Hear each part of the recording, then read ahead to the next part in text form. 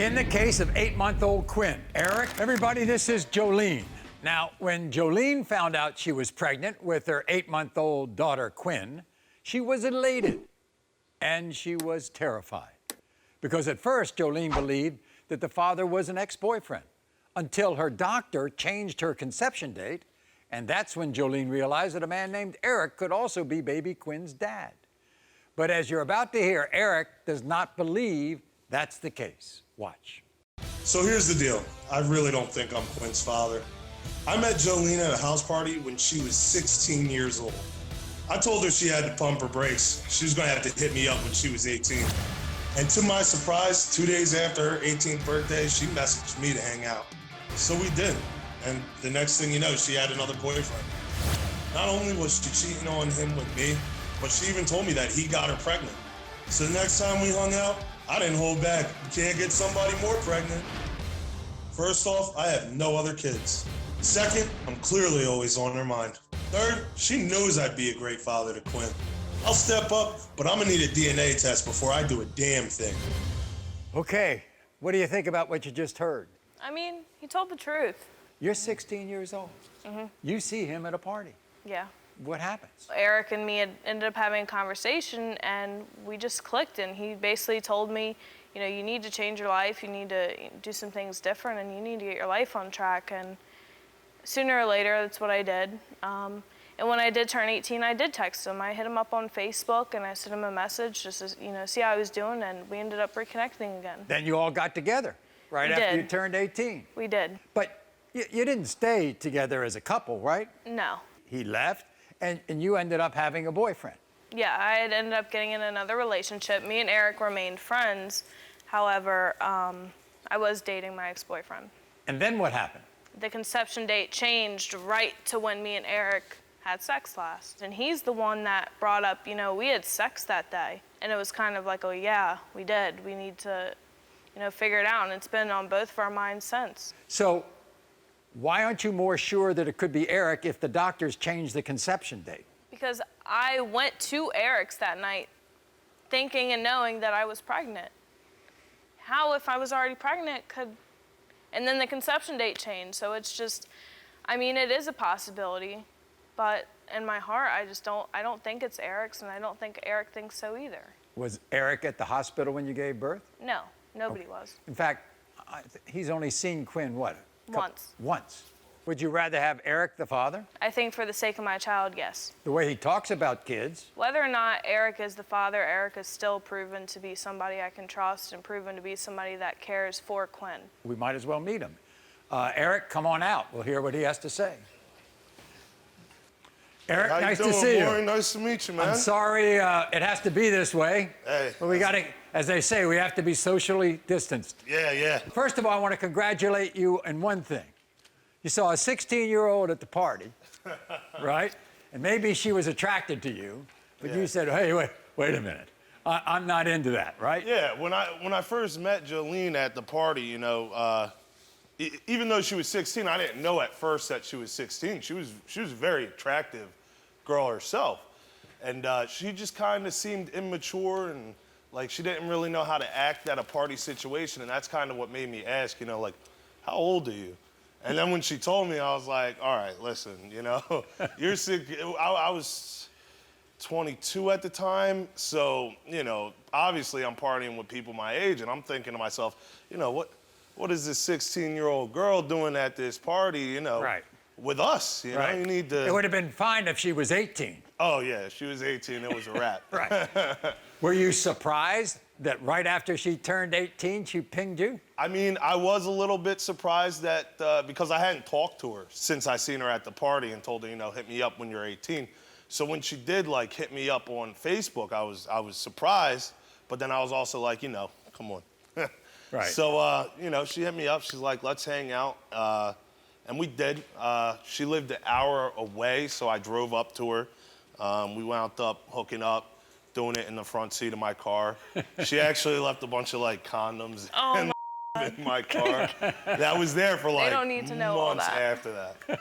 Oh, God. Yeah, but... And then later on, she kind of had a boyfriend, and then she kind of broke up, and you kind of reconnected. She kind of lost her way for a little bit.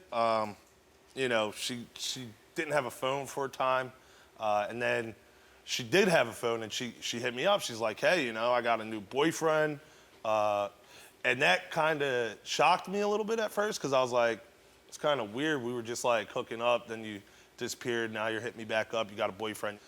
But I was like, whatever, you know, we're friends. So we hung out a few more times. She told me that she was pregnant and this guy had gotten her pregnant. We're at my house, and I was like, you know, yeah, can't get more pregnant. What did you think when she told you that her due dates changed? At first, honestly, I was like, okay, this is weird that, you know, the circumstances just were all really weird. It was like, I mean, you I had would a boyfriend. I would have thought maybe I was getting trapped or something. That's what I was thinking. I was like, you have a boyfriend, you're telling me that this guy has you pregnant, and then, you know, we have sex, and then now you're telling me that, you know, your conception date changed. If I was trapping you, do you think that this whole entire time would I have asked you Well, for no, anything? At the time, I did believe 100% when she told me that she was trapping me. I mean, obviously, later on down the line, the child's born. You know, do I think that she was trying to trap me now? No.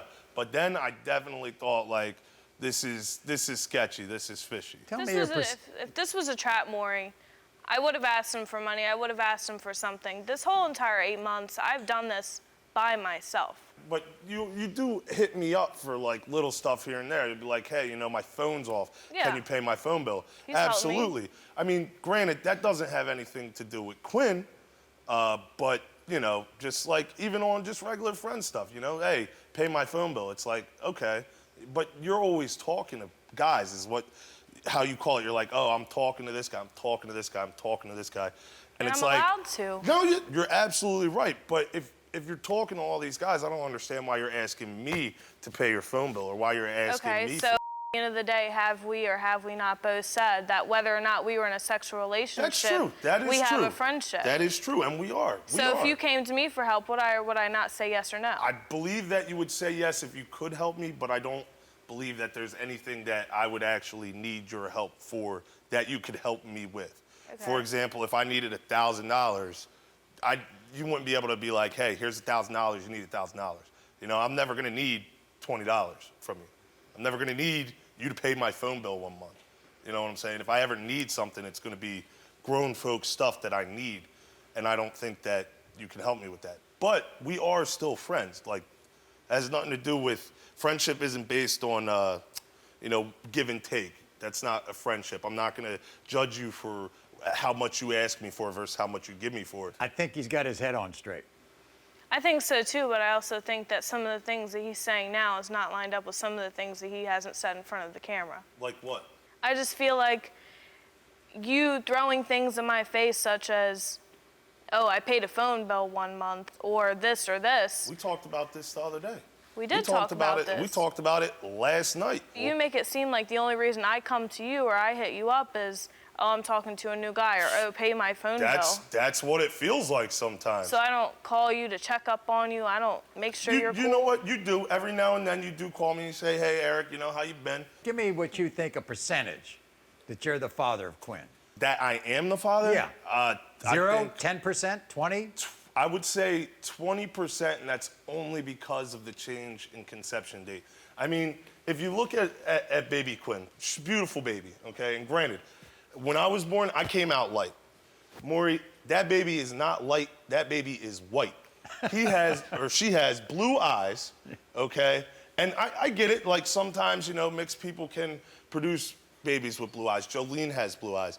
But no, I do not think that she's my daughter, no. Ready for these results? Let's get them, all right?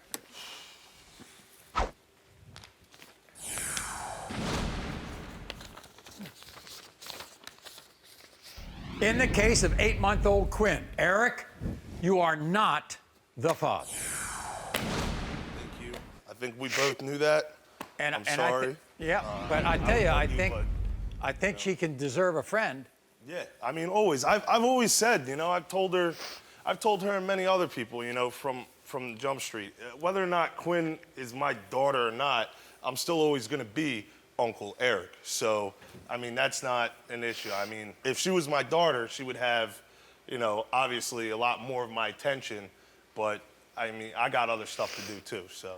You are not the father.